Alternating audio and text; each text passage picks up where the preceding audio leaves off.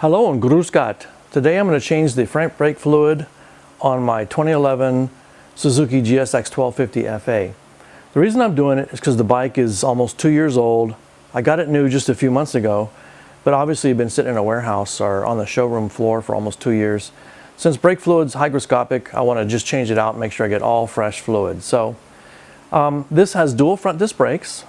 I have the service manual, and they call for using a torque wrench for the air bleeder valve, and they say set it to 7.5 Newton meters, whereas the rear brake is 6 Newton meters. I'm going to just use 6 Newton meters, honestly. I think 7.5 is probably too much, and if 6 works, and if it holds fine, then I'll be okay with that. You'll need an 8mm socket for that, 6-point socket, to avoid damaging the bleeder valve. Also, while you're bleeding the brakes, you're going to use a wrench to open and close the valve. If you don't have an 8mm, you can use a 5/16 like this. You're going to need a hose to drain the brake fluid with. I'm going to use Pentosin Super DOT4 brake fluid, and I have a used brake fluid container that I dump my old waste fluid in. Also, in case you don't know this, Japanese bikes don't use Phillips, reed prints, or posi drive screws. They use ISO. So you really should have a set of Japanese screwdrivers like these Hosen. Like this is a number 2 and then number 0 and etc. etc. The actual tips are a little different than American screwdrivers like the reed prints or Phillips or posi drive, and they fit the screws better and it keeps from buggering them up.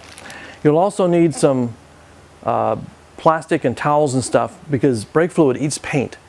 So you want to make sure you protect everything really well underneath where you're going to be working so that you don't get any brake fluid on any paint and then eat it up. So I'm going to get it all set up and then I'll be right back. Okay, at this point I have my drain hose connected to my waste container. I have a 5/16" wrench on here. I've already taken that slightly loose, just barely loose, and I used my torque device to check it, and it definitely was not torqued in at 7.5 Newton meters, probably more like about 3. So 6 should be good, I hope. So I'm going to start with the right side brake, and then I'll do the left side after this one. So up here I have some towels protecting this, some paper towels, some plastic bags, everything I can tape around here to make sure it's not going to leak. I also place my handlebars, the bike's on its center stand. I place my handlebars in a position where this is most vertical. If you wanted to make it perfectly vertical, you could actually loosen it up and twist it, but I don't see a need for doing that, so I'm just going to work with it like this. So I'll take my reservoir cap off and carefully set it on some paper face up so that I don't get any paper onto the inside of it. We want to make sure we keep the brake fluid really clean. And then I'll start using the lever here to pump the front brake. What I'll do is I'll move this up, squeeze the brake to get fluid out, and bring that back down before I release this, and that'll force fluid out. And then if you close it before you let go of the brake handle up here, it'll let the fluid, it'll make sure no air comes back into the line. So that's the way you want to do it. So I'm going to start doing it here in a minute, and I'll be right back. Okay, at this point I have the top off the reservoir. The reservoir is full, and what I'm going to do, as I mentioned, is I'm going to squeeze this as I let some fluid out here. So here we go. Squeeze and then close. Whoops. Okay, there we go. You want to make sure you close it pretty snug.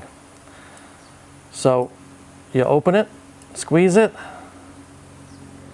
and close it, and then you let go of the brake handle. So you pull on the brake handle, open this up, squeeze some fluid through, close it, and open the handle back up. And you do that until you get down near the end of the reservoir. You don't want to empty the reservoir because then you'll get air in your lines. So make sure you monitor both. And then, so as you get it down near the end, you're going to add some fluid in and keep flushing until you get all fresh fluid in, and then we'll move to the other side and do the same thing. And then I'm going to torque it to 6 Newton meters with my torque wrench. And that should be it. Thanks for watching. Tschüss.